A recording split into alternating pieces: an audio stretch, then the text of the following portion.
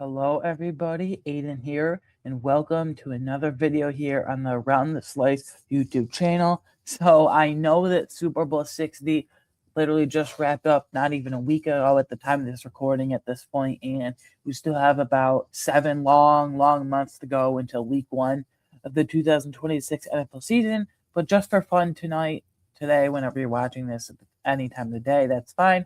I want to present you with my personal list of way too early 2026 NFL Super Bowl contenders, what teams will be right at the top next year, and I'm really excited to watch next year, in my opinion. First, I want to go over some teams that I consider to be on the bubble. What does this mean, Aiden? Well, I'm glad you asked. On the bubble, I'm viewing it as I think these teams will be very good next season. I think these teams will be right in the thick of things, if you will, right in the mix, if you will, at the top. But there's just a couple things here and there, holes in the roster, if you will, that I have some concerns about. And mainly, for all intents and purposes, just a couple of things that I am holding them back just a bit right now. I still think they're going to be very good, but they're on the bubble for those reasons. So first, I want to talk about a couple AFC East teams that I know everyone's going to talk about. The Buffalo Bills, I have them firmly on the bubble. This is how you know. I mean, just look behind me. Like, Jesus, I'm Bills fan, ride or die, baby. But Bills Mafia for life, man. But this is how you know I'm unbiased in my video and work and on my podcasting and all that shit. Because I have the Buffalo Bills firmly on the bubble, because moving on from Sean McDermott isn't the problem. I think the problem may lie in who the new hire is in Joe Brady. And I've talked about this for a few weeks now. That it was more of the same. I thought they were going to go with a young offensive mind, like a Ray Udinsky or Clint Kubiak. No, I could the Raiders, so guess not. But I don't know. It's just more of the same, I fear. I wish I had some more confidence in my team. Personnel-wise on offense, Jesus, man, get a freaking receiver, Brandon Bean. Draft a receiver in round 1, and then maybe sign like a big body X receiver in free agency, like a Romeo Dobbs, like an Alec Pierce, like a Juwan Jennings, some shit like that. So, and also on the defense, I really like Jim Leonard's scheme. I really like how, coming from being the Denver Broncos defensive passing game coordinator, but he has to put the puzzle pieces together. For all intents and purposes, he has to put those puzzle pieces together, if you will. He's got to get the job done on that side of the ball. Next, the New England Patriots. I think they're in for regression. Not a huge regression, but I think this is an anomaly year in terms of legit Super Bowl contenders, with Mike Vrabel as year 1. They went all in free agency with bringing in Caleb Von Chase, Harold Landry, Milton Williams, Carlton Davis, Christian Gonzalez's extension. They gave Marcus Jones the extension. I don't think, talk to anybody. I know for a damn fact that they outperformed their talent. They overperformed with the personnel. They still have offensive line issues. I'd move Will Campbell to guard, or hell, even center, personally. I'd probably move into guard first and foremost, just because of the short arm thing. He got his ass whooped the entire playoffs. His ass whooped in the in the Super Bowl by the dark side. That scary as shit Seattle Seahawks defensive line. And Jared Wilson, he's a National College center, and they had him playing left guard. He did okay at best at times, but yeah. And then the defensive side of the ball, I love their defense. I love how tough Mike Vrabel has coached them up to be. So I have no problems with their defense. I still think they have major personnel issues on offense. I want to see them get a legit wide receiver. I know it's probably inevitable, but that they trade for A.J. Brown. It's going to make me sick, but it is what it is. But they also need legit offensive line help. Like Morgan Moses is probably near the end or there already at the end of his career. Move Jared Wilson to his natural position of center. Move Will Campbell at guard. And then get a veteran tackle or two to mentor those guys as well. Next, the Kansas City Chiefs. Everyone is so confident that Patrick Mahomes is going to be ready, locked, and loaded to week 1. Guys, step back here. Go on this journey, if you'll with me for a minute. He's going to be 31 years old in September, coming back from this injury. So very early in the season. Okay? So he's probably going to be on top, at the very least, for the first 4 or 5 weeks of the season. And then who's going to be there? Do they trade for Anthony Richardson? Do they re-sign Gardner Minshew and just ride with him as the stalemate? It's the default, if you will. I don't know. Do they draft some day 3 guy like a Carson Beck, like a Drew Eller, and hope those tools translate? Hell, I don't know. I think everyone hyped Xavier Worthy coming out of college. Rasheed Rice is a bonehead in terms of off the field shit and antics. So I think that defense is actually pretty good. I think Spags is awesome. I would love to see them get more interior help because Chris Jones looked completely checked out last year. The Chiefs would be, it sounds like Travis Kelce is ultimately going to come back. I don't really think much of him anymore. That's neither here nor there, whatever. But if the Chiefs had Patrick Mahomes fully healthy week one, you could guarantee that they'd probably be in the conversation above on the bubble. So that's just why I have him there. Next, Los Angeles Chargers are on the bubble just because mainly offensive line and the defense coordinator lost. So obviously, Jesse Minter, I'll start with defense. Jesse Minter, they lost to be the Baltimore Ravens head coach. Phenomenal hire, by the way. I don't really know much about their new DC, their new defensive coordinator, Chris O'Leary. Apparently, he's coming from WMU, Western Michigan, at the college ranks, from what I see. I'll have to look into it more. I think if they get up, because Khalil Mack, from what I've heard, the rumblings, is probably insane. He's probably going to retire this offseason. You'd be great, Khalil Mack. They need to get an edge rusher next to Tuli Tuipulotu. But if they re-sign Odafe Owe to a $18 to $20 million per year contract, they have their duo solidified for the future with Tuli Tuipulotu, who had double-digit sacks, and Odafe Owe, who also had double-digit sacks. I like that they re-signed Tiger Tar early. I like how Jamari Caldwell's coming along. So I like their defensive personnel. I just don't know much about Chris O'Leary. Really, the only weakness of that defense is linebackers, but I'm sure Jim Harbaugh will urge him to get that figured out. On the offensive side of the ball, my concerns obviously lie, as is everybody, with the offensive line with the Chargers. I love the skill group. Trey Harris, I thought, was an overhyped prospect, but he was wide receiver 4. He's probably now going to be wide receiver 3, which is still fine. As long as he's not, for sure, top 2 or 3 target in your offense, that's fine. At wide receiver, Keenan Allen's probably going to retire. But at wide receiver, they still have Lad McConkey, who's still one of the best young receivers in the league. Fantasy football side, let's talk about real football. Quentin Johnston finally, for once, had a breakout year in year 3 in the league. And Trey Harris is ready to come along. And Oronde Gadsden had that really nice high upside, that 3-game stretch at last November or whatever it was, give or take. Yeah, last November, 3-game stretch where he really flashed some legit athletic upside, excuse me. But my worry is, as with everybody, as I mentioned, quickly lie in the offensive line. Their tackles are awesome. That's just about staying healthy. Joe Alt at left tackle, awesome. Rashawn Slater, right tackle, went healthy, elite, and awesome. The interior is garbage, guys. They're going to cut Mekhi Becton at right guard. Bradley Bozeman can absolutely be upgraded at center. And Zion Johnson needs to be upgraded from at left guard. They'll probably bring him back as their 6th offensive lineman in certain packages in free agency next month, or some swing interior guy. But all 3 spots need to be upgraded. And they know that. They have the 22nd overall pick. So I guarantee you, through trade up or just settling, they're going to get Vega Ione from Penn State or Emmanuel Pregnon from Oregon. That needs to happen. If either of those are on the board, I'd say run the goddamn card in for that. But if Chris O'Leary, as I look into it more, I like him more. And if they actually fix this interior trio offensive line, then they can get cooking for sure. I think Justin Herbert gets too much hate because how he's looked in the playoffs. Well, look at the help or lack of help, I should say, rather, he may or may not have. Next, Philadelphia Eagles. There's surprisingly a lot of change going on. They're probably going to have to phase out a couple of their veteran contracts with A.J. Brown via trade and letting Dallas Goedert walk somewhere else next month of free agency via free agency. It sounds like Landon Dickerson at right guard is going to retire really early at 27 years old because of all the injuries. And then Layden Johnson, 35, 36 years old, is naturally going to retire at that age at right tackle. And they have no succession plans in place. Oh, and by the way, Jeff Stoutland left. He is not there anymore. So let me just fix this real quick. And oh, by the way, Jeff Stoutland, elite offensive line coach, one of the best offensive line coaches we've ever seen. Easily the past 15 to 20 years, damn near. So he's awesome, but he left. They're going to have a lot of transition. It sounds like Vic Fangio is heavily considering and honestly probably going to retire as defensive coordinator. They still have awesome defensive personnel. They need another outside corner or two. Dory Jackson can't get the job done. Michael Carter can't get the job done.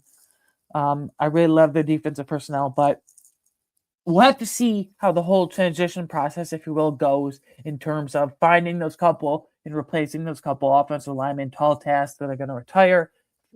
What will the effects of moving on from AJ Brown and likely Dallas Goedert as well next month in free agency be? And then if Vic Fangio retires, which it sounds like he's going to end up 9% sure going to, how will that affect the defense? Even though the personnel is great. Next, a couple interesting NFC North teams here, if you will. First, the Chicago Bears. I love Ben Johnson, but we've seen this before where some new coach comes in and this hotshot young QB comes in and they overexceed expectations and fall back down to earth. The Commanders 2 years ago were great under Jane Daniels and Dan Quinn. This past year, pretty ugly. Now, that was due to injury, and Jaden Daniels' a slender frame. So I'm not expecting that to happen to the Bears, but they're probably going to move on from DJ Moore. They have a couple via trade. They have although I do love Luther Burden, mind you, they have a couple holes on defense, but if they can get a legit run stuffing defensive tackle or two, and then upgrade from Austin Booker at that second or third edge spot, they're really cooking with gas. I really love their defense. Mainly, I worry about regression in year 2 with Ben Johnson and Caleb Williams under the helm, at the helm, rather, if you will. So, yeah. And then the Green Bay Packers. This is basically all injury and personnel related. I love Matt LaFleur. I don't know why Packers fans wanted his head out of steak so badly. My brother's a Packers fan, and even he said, he's 13, by the way, so he's getting there. But even he said, as a football fan, football life, if you will, 13 years old, he said he loves Matt LaFleur, and he is disappointed that Micah Parsons will So that's where my issues lie with the Packers, concerns, if you will, rather, mainly. Micah Parsons is probably going to miss until October, November, somewhere around there, late October, early November, let's just say. So they're not going to have their superstar pass rusher that they traded 2 first-round picks for last summer, right before the season started. And then there's rumors that they might cut or trade Rashawn Gary, and then they're probably going to lose Kingsley Enagbare in free agency. So if they don't have Micah Parsons for the first couple of months due to torn ACL injury, if they don't have Rashawn Gary due to a cut or trade with some other veteran needy team at edge rusher, if they lose Kingsley Enagbare via free agency and let him walk, who the hell are they going to have on the defense edge rusher group? Lucas Van Ness, who hasn't done shit in 3 years after being a first-round pick, and that's it? Nah, that can't work out. And then they've always had this corner issue. Phenomenal safety, phenomenal slot corner with Javon Bullard, but they're only good outside corner right now, and it was all year last year, this past season, is Keyshawn Nixon, who is really just a return man slot corner if you need him to be. He's a pretty undersized, slender, skinny, whatever you want to frame it as. No pun intended, body frame. Outside corner. They got holes to figure out. Mainly, I'm concerned about all 3 of those edge rushers and what I just talked about. But I like Jordan Love. I know he has some turnover with throws. I think he's very cerebral processor pre-snap. I like Jordan Love. Now, those are my 7 firmly on the bubble teams. I think they'll be, once again, to recap, I think they'll be very good next season. There's just a couple things holding them back for me personally from being legit contenders like these other 7 teams I'm about to talk about. So here are my legit, way too early 2026 Super Bowl contenders for Super Bowl 61. They're in no order of importance or significance per se. This is just what I came up with in no specific particular order. First, the Baltimore Ravens. I know Lamar didn't look good. I know I've made fun of Lamar on my Bills their official Run the Slice podcast, or through various videos over the last few months or so, but I loved the Jesse Minute hire. And I said this when I ranked the head coach's hire. They didn't need some young offensive mind that could jive with Lamar Jackson. Lamar Jackson is a veteran at this point. Whatever shortcomings he may or may not have is 100% on. Well, maybe not. Yeah, 100% on him. They needed a defensive-minded coach because the defense was horrible last year. It was okay at spots. The personnel isn't the issue. The coaching was the issue. They needed a young, bright defensive mind with Jesse Minter. And I think it was home run, slam dunk, phenomenal choice, great addition, hire, whatever you want to say, to be able to get Anthony Weaver as a non-play calling, mind you, defensive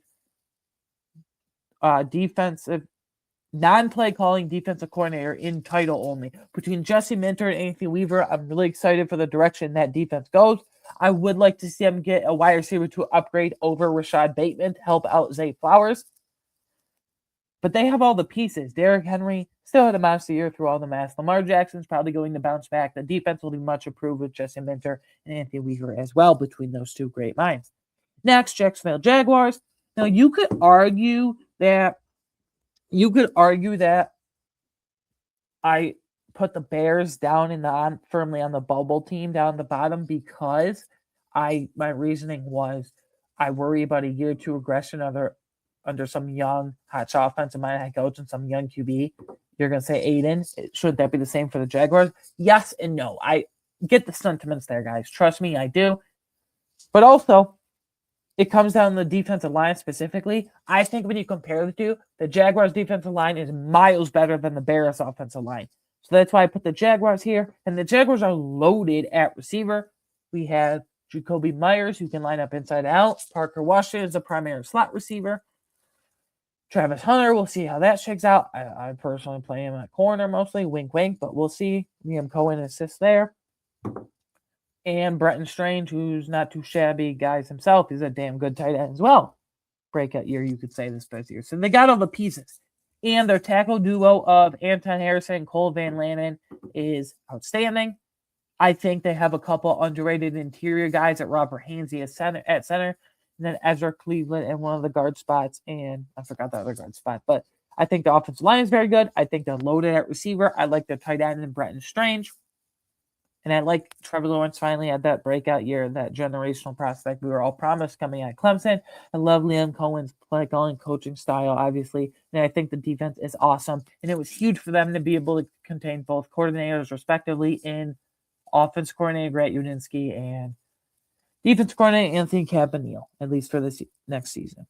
Next, Denver Broncos. They don't really have a lot of holes. Could they use a run-stopping defensive tackle? Yeah, they have DJ Jones. They have Zach Allen.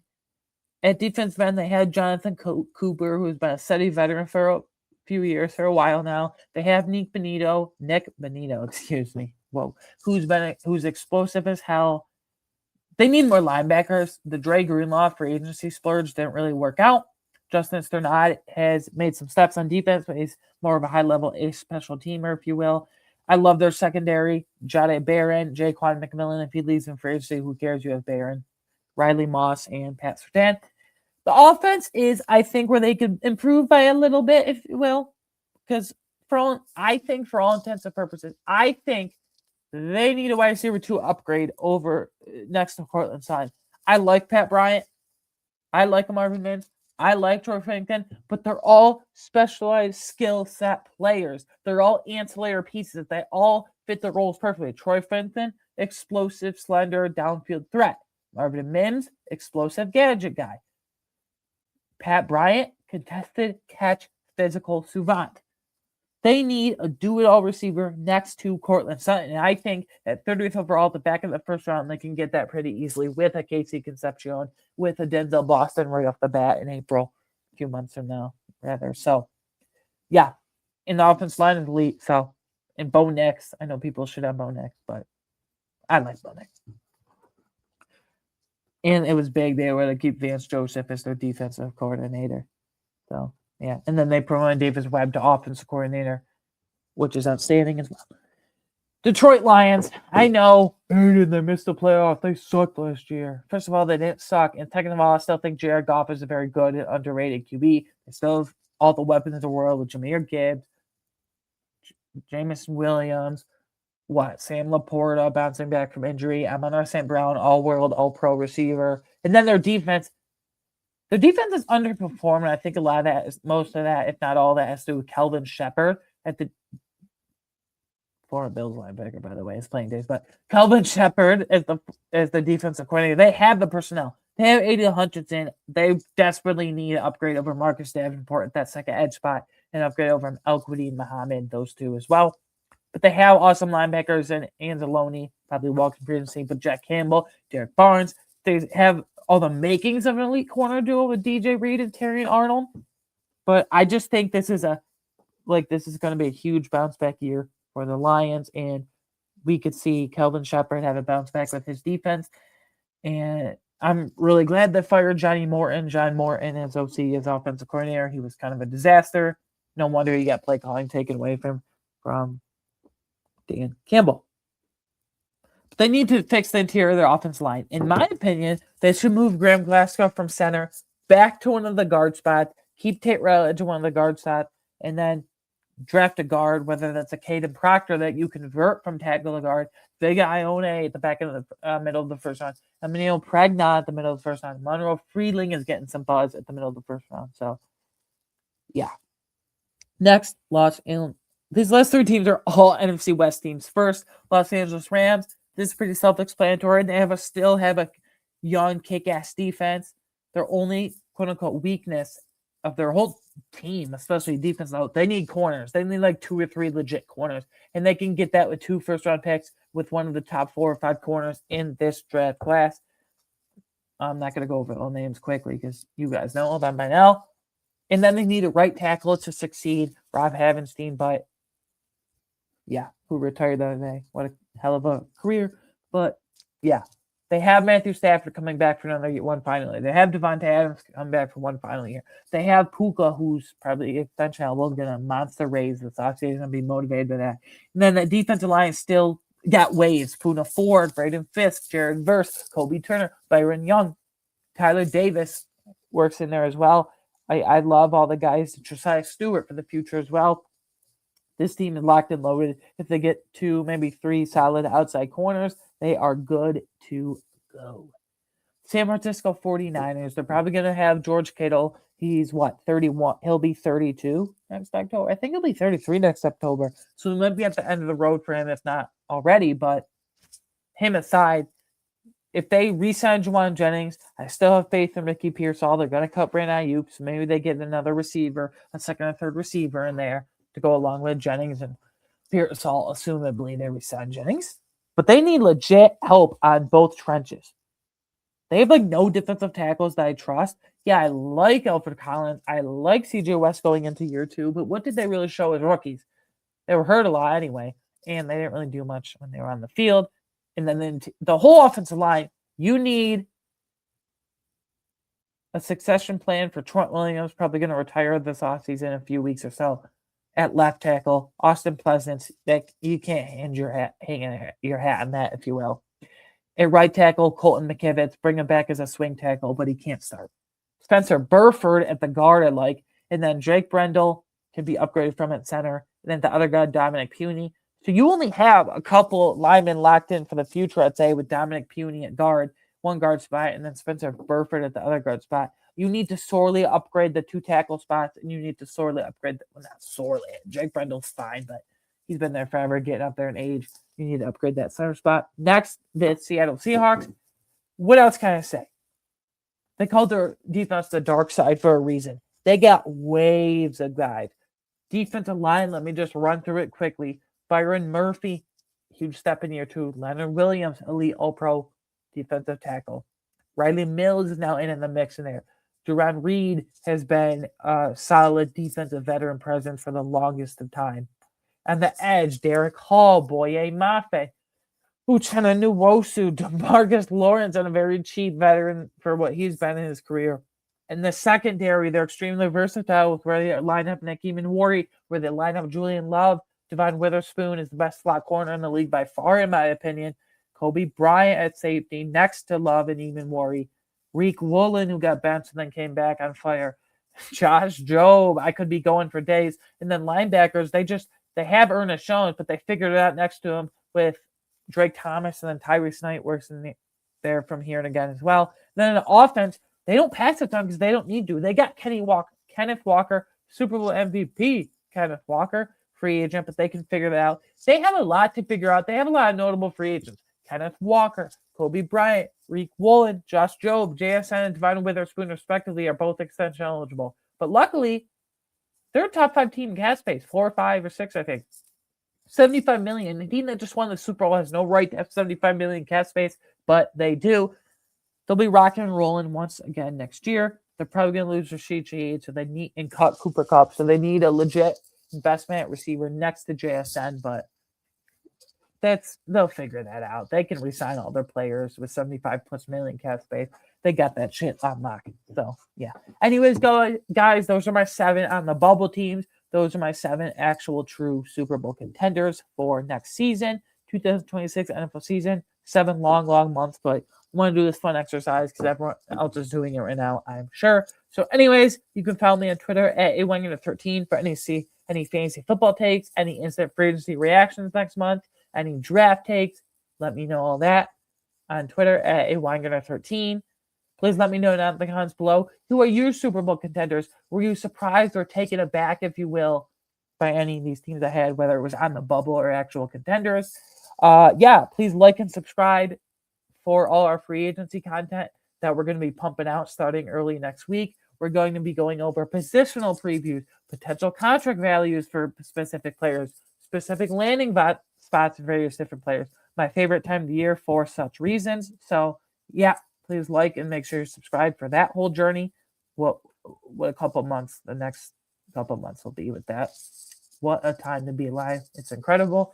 And yeah, thank you for the support as always. I will see you in the next one. I hope you enjoyed. Have a great weekend. I will see you in the next one. Goodbye.